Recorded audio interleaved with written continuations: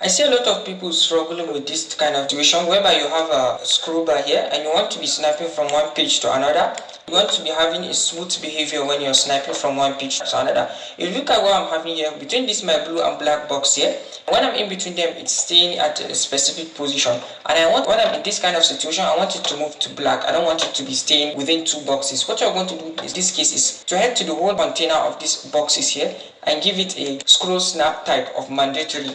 You're going to uncomment this and you're going to give it a scroll snap type of X mandatory.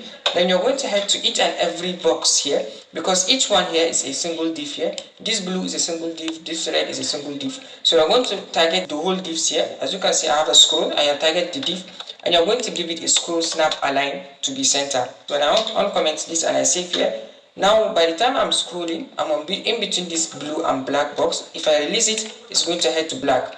Orange or black, it won't be stable. So see you in my next video with some special tips and tricks coming soon.